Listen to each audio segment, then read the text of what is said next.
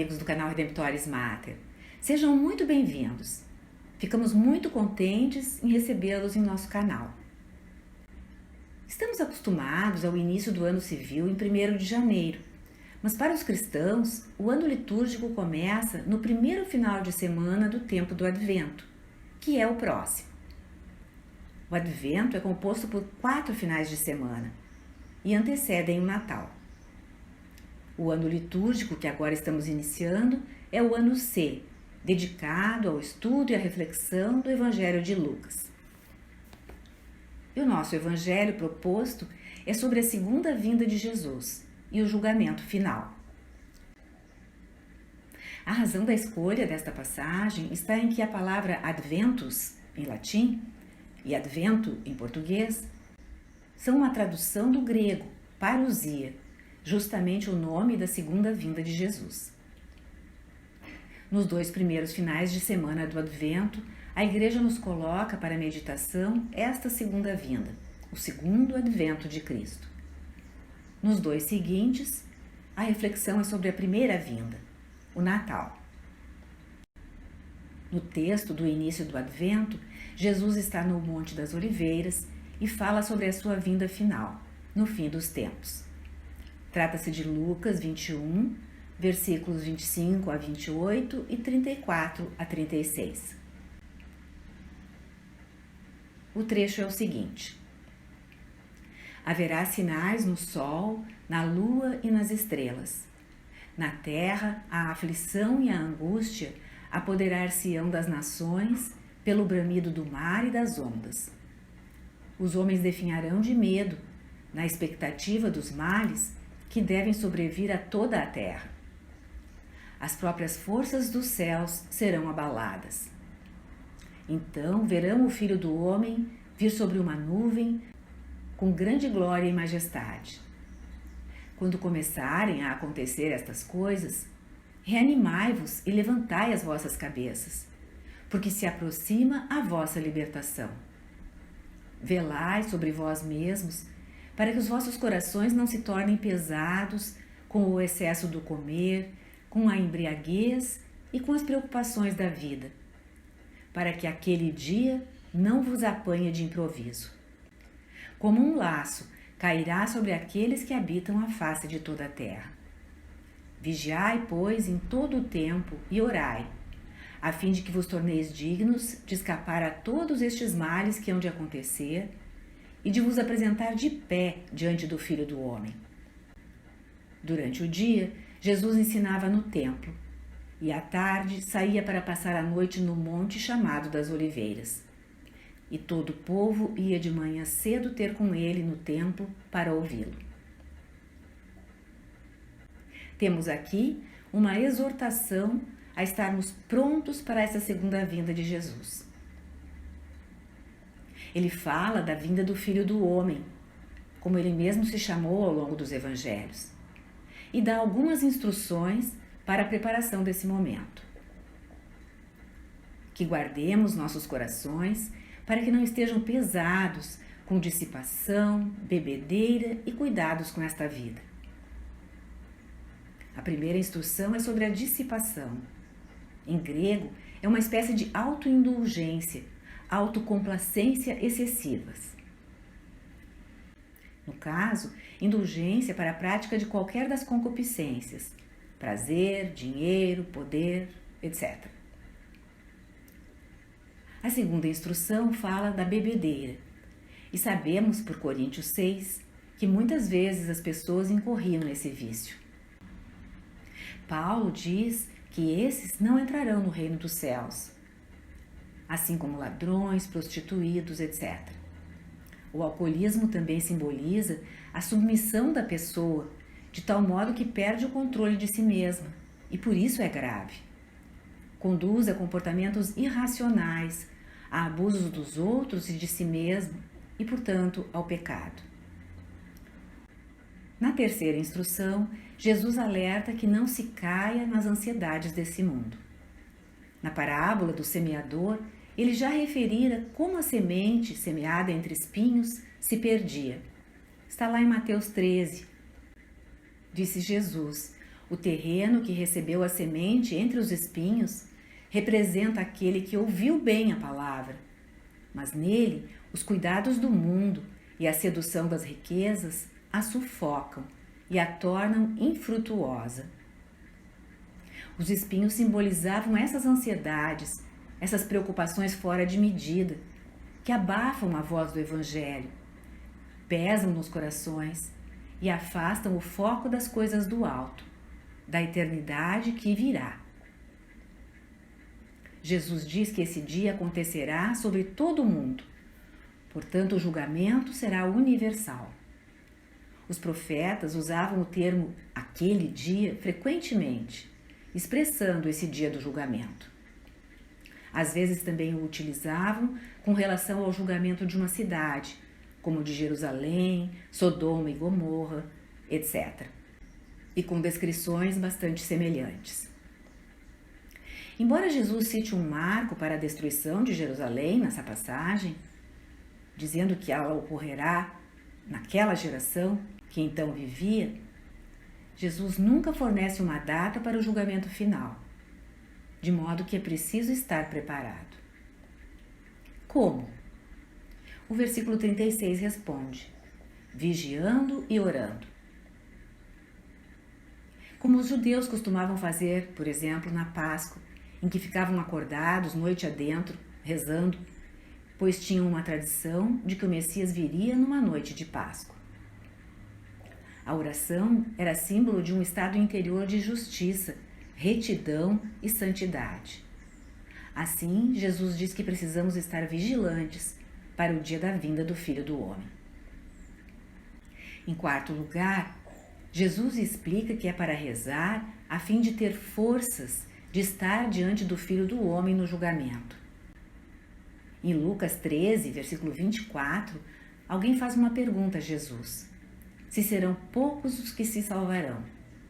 E Jesus responde que lutem para entrar pela porta estreita, porque muitos procurarão entrar e não serão capazes. A expressão grega é não serão suficientemente fortes, a mesma que ele utiliza aqui no Evangelho de hoje. Não se trata de força física, mas espiritual. Quem vive na bebida, na dissipação, agindo como se não houvesse um julgamento final, como se Jesus não fosse voltar, quando será preciso prestar contas de cada palavra vã, de cada ato praticado, será pego de surpresa. A quem quer ser seu discípulo, Jesus pede que reze sempre e vigie, exercitando-se espiritualmente para estar unido a Ele. Então, quando Ele vier, encontrará esses prontos. Como os santos, que procuraram crescer em santidade a cada dia, pela oração, o jejum, a meditação da palavra de Deus, ensinando a boa nova que não podia se conter no seu coração e fazendo caridade.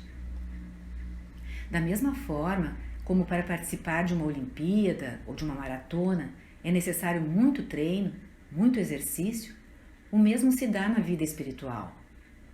Não basta receber o batismo ou a primeira comunhão e parar por aí. O batismo nos faz filhos de Deus, mas não nos faz adultos. São Paulo mesmo fala que no princípio, como crianças, só suportamos o leite e não alimento sólido. Este só podemos receber com o desenvolvimento das faculdades espirituais. É muito próprio, portanto, que no início de um novo ano litúrgico, a Igreja coloque diante dos seus fiéis essa exortação para crescer espiritualmente. A cor do Advento é o roxo, cor da penitência, porque o Advento é um tempo de arrependimento e penitência, não tão forte como a Quaresma, em que também é usada a mesma cor litúrgica.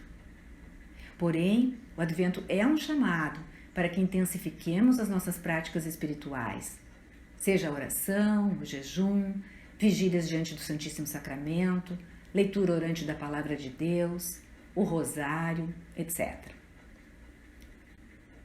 Talvez alguns pensem que já estamos esperando há mais de 2000 anos e que Jesus provavelmente não virá neste Advento para o julgamento final. Contudo, ninguém sabe quando vai morrer e estar diante do seu juízo pessoal. De forma que a Igreja é sábia em nos conduzir à prudência da vigilância. E como seria esse momento da segunda vinda do Senhor? Santo Agostinho, meditando sobre a volta do Senhor, escreveu o seguinte: a meu ver, a parousia poderia ser interpretada de duas maneiras. Uma delas é que Cristo virá sobre uma nuvem, com grande poder e majestade, assim como quando subiu aos céus. A outra é que virá com o corpo com o qual está sentado à direita do Pai. O Novo Testamento ainda diz que Jesus virá com seus santos.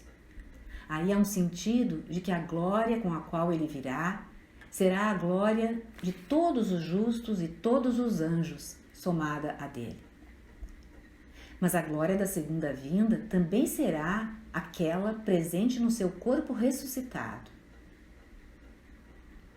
Como dizem os anjos nos Atos dos Apóstolos, ele virá na mesma maneira como vocês o viram partir.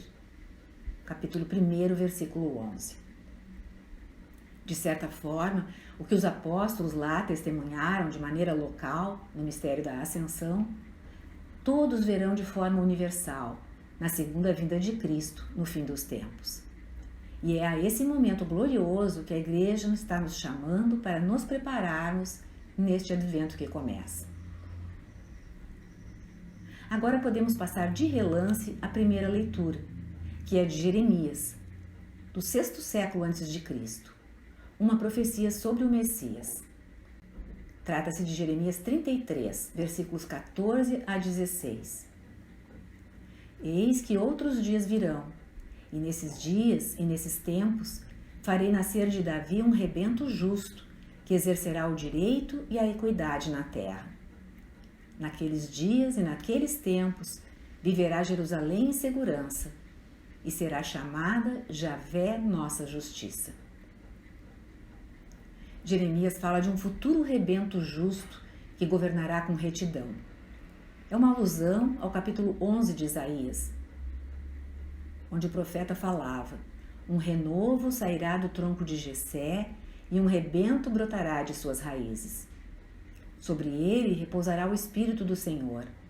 Ele não julgará pelas aparências e não decidirá pelo que ouvir dizer, mas julgará os fracos com equidade, fará justiça aos pobres da terra. Esse renovo da casa de Jessé, que foi o pai de Davi, a quem a promessa do herdeiro num trono para sempre fora feita por Deus, era o Messias esperado, o futuro rei da dinastia de Davi, o futuro Messias.